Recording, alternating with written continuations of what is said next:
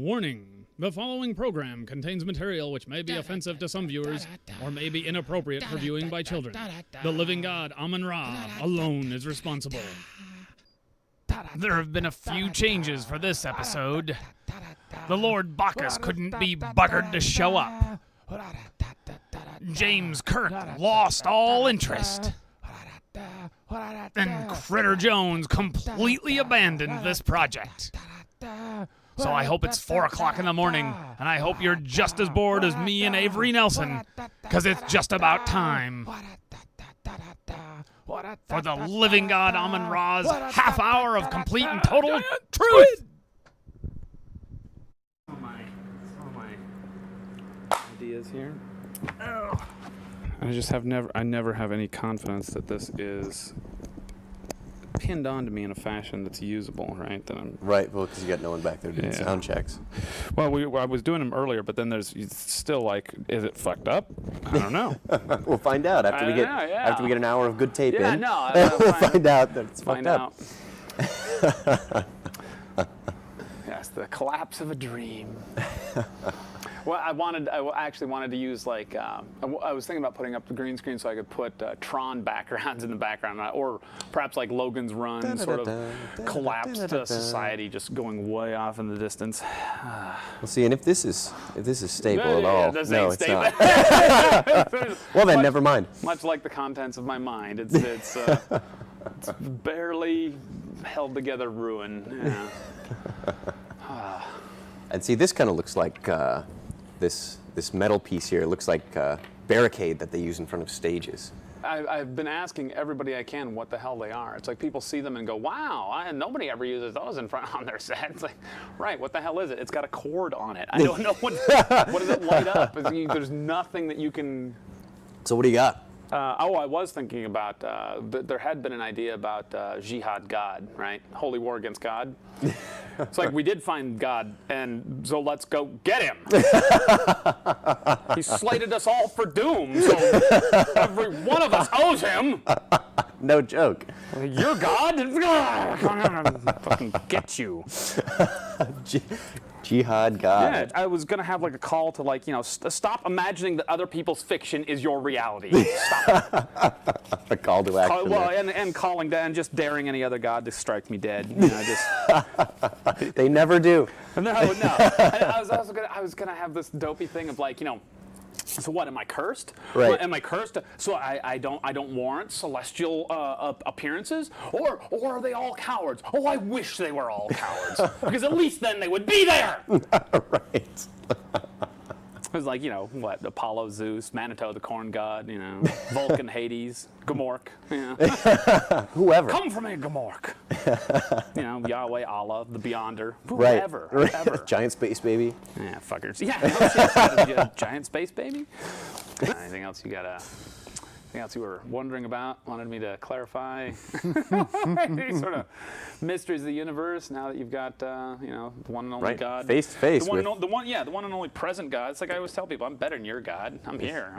I'll talk to you. Yeah, I can answer a question. I don't know. Google's looking pretty good for a prime God candidate right now. Google's a good sub-god. I mean, when in doubt, at least you can ask Google a question and get an answer. Right. Yeah. Oh, we were thinking of something for Ian, that it's not the pineapple, it's the raspberry, right? The ultimate joke of the universe. Yeah. Sarah's. Well, as long as we can get him to say anything in his drawling, very comfortable British accent. No. Oh, that would be delightful. Oh, anything. He can say anything. Have him try to propose Jihad God to someone. They'll listen. And everyone does this weird thing with everyone else's religion. Everyone else's religion just makes no sense, right? It's just, the fucking silly Egyptians. They had these gods that seem to be like one thing and another thing at the same time. That makes no sense to me at all. There was sun worshippers. And what about the Trinity again? Yeah. What about the Virgin Mother again? Oh no, they were so silly. They had a bunch of gods. We have just one. Well, except for the devil. And then there's some angels and some other stuff. And then there's the saints work in here somehow. And don't get me started on the ghosts and fucking demons, right? Right. Well, it seems like there's a lot of fuckers running around here with this one God. He seems to be really, you know. See, based on the religion, he seems to be not crowded. really on top of his shit. Weird. It's like there is no current modern monotheism. I don't know of one. I've never heard of one. Everybody says no. This is how we know we've progressed in a societal way. That, well, fucking savages used to have all of this like silly polytheism. Well, we have monotheism. You sure about that? You sure? And what's weird is they didn't have a polytheism. None of them believed that they had a bunch of gods running around. They believed that they had the creator God, who was then accompanied by all these weird demigods and spirits and elementals, and they were not God. Right. And in the same, and they would be just as incredulous as everyone is now when you try to mention, you don't have a monotheism. You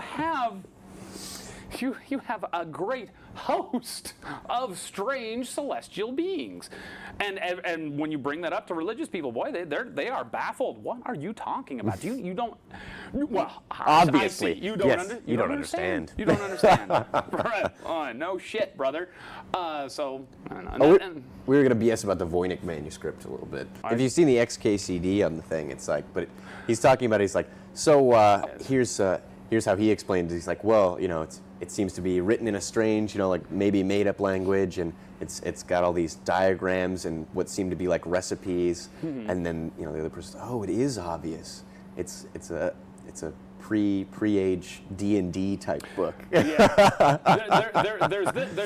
There's this about past documents, whether they're in stone or on parchment or written on someone's ass, right?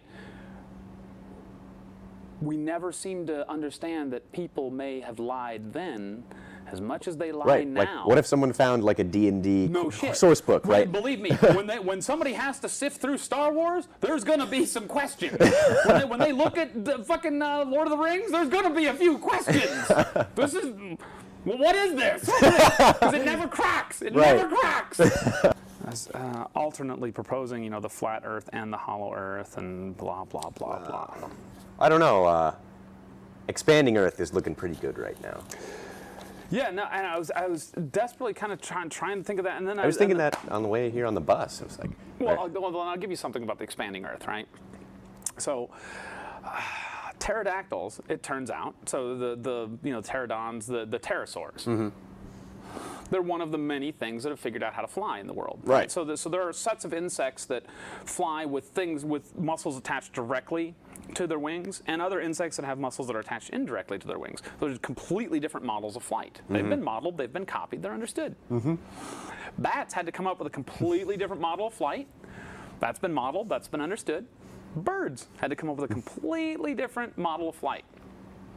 Pterosaurs, though, boy, we can't figure out how they flew. Really? Did not know that. Can't figure it out. There's something goofy about it. I remember years ago they were trying to do a robotic pterosaur that would fly over and around the Smithsonian, right? And I always thought, ooh, that'd be neat. You go to the Smithsonian, there's a neato, but they can't. Boy, they cannot do it. And so there are all these suggestions. Look. And there was a suggestion for a long, long time has been they didn't fly. They were gliders. They didn't fly. No, they didn't fly. They can't fly. Well, then why do they have the? Right. No. The problem is that they have too many flight structures. They're not hollow bones apparently, but they are lightweight bones. Their body has become lightweight and it's become rigid. Mm-hmm. So so there are a lot of flight. But we can't figure out how they flew. I thought it was similar to the whole bat deal. You know, skin flap. Arm. You'd think. No? It doesn't quite work. And what we started thinking of in terms of the expanding Earth was that, yeah, it doesn't quite make sense, does it? The ones that could fly are the ones with feathers and hollow bones. The ones that didn't have feathers and hollow bones got a little bit too heavy because the Earth started getting big. Oh, It no. doesn't make, you can't make it make sense now, right? It's like, there's no way to make it make sense Look, now. it's They can't easy. fly. It's easier to explain expanding surface area, but you can't have mass coming out of nowhere, Jack. No, that's what everybody gets You stuck. can't have increasing gravity No, over time. Everybody gets, you can. Now, well, Avery, how come nothing is as big as sauropods now? Well, that How come nothing is as big as a tyrannosaur now? theoretically that was because of the increased availability of oxygen in the atmosphere. What? I thought that that's what made things bigger. You know, like the bugs and things like that. No, well, interesting you bring up bugs because 2-foot dragonfly as Right. well. No, Yeah. Wasn't the availability of oxygen? The math doesn't work out. If you're thinking of the density of the air, or you no, No, I thought it was just because there was more, I don't know, things to draw on in the atmosphere. I think wasn't there less oxygen? No, back then there was like way too many trees. Oxygen was the major pollutant. It made me really realize that I don't know what a planet is. Right. Everybody has this really like this hardcore set puzzle. I don't know what it means. I'm telling you, it's getting bigger. And Would space dust, accumulate that fast? I have asked that since childhood, and apparently a lot of children ask that as soon as they hear, and a lot of children actually put it together. I put it together. Well, wait a minute. You say that there's space dust coming. Micrometeors, all the time, right? Dust and micrometeorites and other large chunks all the time. Yeah. And now there are no dinosaurs. Has more mass been accumulated? And everyone dismisses this. And I have no way of confirming this, but there's this. This is supposed to be true. I have no idea. The thing about the GPS satellites, that as soon as they get those up, I've heard that from you. They have to recalculate every year or so. Well, all the time. You have to have a recalculation at the beginning of the numbers to compensate for the fact that, well, something's kind of strange there, and it makes it look like the Earth is expanding. But since we know the Earth doesn't expand, Absolutely not. That could never happen. And since this is making it look like the Earth is expanding at a constant rate, well, it's easy enough to counteract that. You just have a small little calculation here at the beginning, and then no problem. Right? Doesn't look like the Earth is expanding now, does it? Is the moon doing it? I forget. Yeah. The moon's doing it too? Yeah, the moon. Yeah, that's just it. He goes through. And Well, because you have those fresh faces of the moon where it's newer landmass than other parts of the moon. Yeah, it would be one thing if it was just supposed to be Earth, but it's like, okay, if it's others, then it's apparently a weird natural process that we're not kind of clued into because it's happening on a scale outside of us, much like we're happening on a scale outside of plants. This is happening on a scale outside of us. There is no. You don't even need to worry about it. Yeah. Right. The Earth will never expand very much in your life. It won't affect you. But it's hatching or something. I don't know what it does. I don't know what's supposed to be happening. Like I say, if a planet is growing, well, then I don't know what the fuck it is. I don't know what the hell that's even supposed to mean. No. But it's the only thing that ever made the continental shelves make sense. Yeah. Really, They all fit together. They just drop off. They all fit together, and you just drop off for a couple miles, huh? Neato. All right. And then don't worry. There's big continental rifts that are cracking open, and new land is coming out all the time. Right? Where's the old land going? It's Don't worry. subducting. It's being. Right? No, there are no huge subduction rifts. There's not enough of them. This thing is growing. Well, what happens if you've got more landmass being created? That's just supposedly the second layer of the Earth, coming more onto the surface, right? No. It's very much known and agreed by. It jams the continent. These continental plates are right. Yeah. being pushed apart. Right. Yeah. Like what fills the space that's being created if there's now more surface area than there is volume? I don't think that there is more surface area than there is. I don't think that there's a mismatch. I think that there's more volume, so it's expanding. Right. I don't think it's inflating like a giant balloon to pop. No, I think it's expanding. It's becoming. That's even more strange. Well, no, because it also has these other features that really are only explained by things at about the 1,000-kilometer level or something. Things start forming pretty solid spheroids because it's all just collapsing together. Okay, when the crust comes out, it should be it'll come out and move, but it also has to collapse back into the sphere thing. So it's not like it's a big air pocket that's bursting like a zip Right, or something. right. It's. I think that there's just more of it, and I don't know. So I have nowhere to take it. I have no Right. way to confirm it. I just know that there are no more giants, right? There are no more giants on land, and the pterosaurs can't fly. They didn't make it. The birds. The bird dinosaurs lived, right? Right. The ones that had feathers and hollow bones, they could take to the air. The pterosaurs should have been able to live. They were flying, right? Theoretically, otherwise, Right. why would they have that? Right. No, Robert, the lawyer you just met, he was like, he's been like alternately delighted and stunned at the. He sat me down one day and was like, Jack, I've never heard anybody ever bring up the hollow earth. I mean, certainly not as a real consideration. This is a joke, as well as and I have the flat earth and the hollow earth going at the same time, right? Simultaneously. Brilliant satire. His thing constantly is just that I must be joking. Hopefully, I'm joking. It's like, No. I don't know, Robert. I don't know what to tell you. I have no way of knowing if it's hollow, but I have no way of knowing if it's full either. Because it used to be this very simplistic suggestion that the Earth was cold on the inside. Well, that's how these things would work. Everybody thinking on it as hard as they could. Well, naturally it would be, well, cold. The further down Right. you go, the colder it's going to get, and then it's then it's going to be solid. It's going to be solid and rigid all the way through. Mm-hmm. No, as it turns out, it's very plastic and fluid all the way through, and it gets hotter the deeper you go. Oh. Supposedly, again, then you start like doing just some really simple searches, and they have documentaries about how deep we've gone. Boy, we haven't gone very deep. Turns out it's really hard, actually, to go very far in. Oh. Gotcha. Right. No, and then. Well, what about the volcanoes and all that jazz? Yeah. Well, again, there's. I don't know. I don't know what they're doing. That's just everybody has this weird confidence, whether they are atheists or godheads or they're geologists or biologists. Boy, they're just always just really confident, and they get it from childhood. Honestly, it's like, and it's very hard to shed. Well, why do I believe the weird things? Well, I know these things. I know them going all the way back to when my dad told me about them. And that's why I'm completely confident, because my dad told me that this was how things are.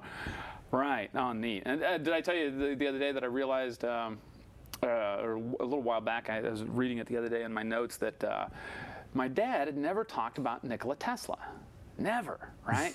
Brought up a lot of shit about Edison. Really? A lot of stuff about Edison. Never now, Tesla. My dad introduced me to Tunguska, Erich von Däniken, Tolkien. Never told Tesla. Never brought up Tesla. That's a weird omission, Dad. Did you grill him about it? No, I haven't brought it up. But Tunguska is very likely. It matches very closely with stuff that Tesla was doing. Yeah, it's theoretically his fault. And it's very it's far more possible in the black Tesla, hole theory. what are you doing? Oh, Tesla. Show that will never be, sadly. No, I remember, speaking of things we know, from early on, I remember like 8th grade, they gave us the new atomic model, which is the sphere cloud. I remember how shocked you were at this, where you were like, well, no, this is how, they were progressing, and when we got to learn about you got to learn about what was developed in the 1920s, and agreed upon in the 1930s. But they told us that this how it was for many years, and now you're telling me that's not how it is. It's actually like this, and you've known about this for many years. For decades, for more than a generation, for more than 2 generations. Why wasn't I being taught this from the beginning? Shit. it was a big deal for me. It was quite a shock for me as well.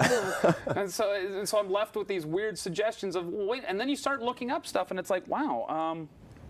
It starts getting more and more uncertain, and I don't think I've ever seriously shown you the new chronology stuff, which is just it starts with Newton. Newton's the first one, and by the way, this continues this pattern of these geniuses who get wrapped up in they start trying to figure out reality, and then they get obsessed with time. Time comes into it a lot, and aliens. Start talking to them.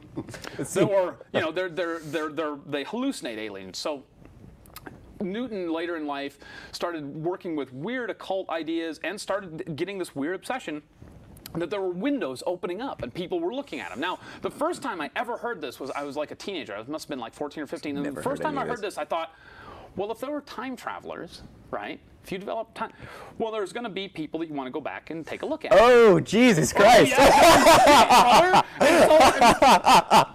Boy, Newton's going to be easy to find, isn't he? He worked at, they know where he worked, they know where he lived. And Jesus Christ, I don't know, I keep thinking that, well, it sounds ridiculous. I know it sounds ridiculous. I've never thought of that. That's brilliant. And so, but even if he's hallucinating, it's a common enough hallucination with these guys. So McKenna also believed he was being contacted by aliens. Robert Anton Wilson believed he was being contacted by aliens. David Icke believed he was being contacted by aliens. They very often this weird thing, this constant thing that they get caught up with trying to figure out the world, and then they immediately seem to get caught up in trying to figure out time. What is time? And they become convinced about something. Right. Ike's thing is that we're caught in a time loop created by fifth-dimensional lizards. Right. McKenna's thing is that time is a fractal that is winding down. Newton was convinced that the timeline is wrong. That he started matching histories from different civilizations. Whoa, wait. These are the same histories. Mm-hmm. And you start by getting lists of kings, and it'll be the names and their durations will be the same. It'll be this whoop, except this is here, and it's also over here. Whoa. Whoa. Okay, Whoa. So you have to take it out because it's a duplication. Right. You keep doing that, and he was like, "This isn't 5,000 years of history. This is 1,500 years of history." Yeah. What have we erased? Over and over and over again, I'm just left exhausted and puzzled. I don't know what the world actually Prepare is. to be that way for probably the rest of your natural life. Yeah. I'm just, Barring, it's unnatural just fun. first contact. I just wish I had a cohesive way of tying anything together. Oh, while I'm here, we're going to have to grab a couple boxes of nitrous and do that whole thing. Right. This has got to happen because this is like the cheapest place in the country to buy. I like the mismatched socks. Yeah, I got a pair just like them at home. I don't know. So this might be, the end of this particular episode. Okay. Well, not just now. I mean, we might have to do a couple more minutes. Oh. I thought maybe this would be a good point to say this is the end of this episode. For all the psychics out there. You can't tell them that. I'm sorry. I got too excited.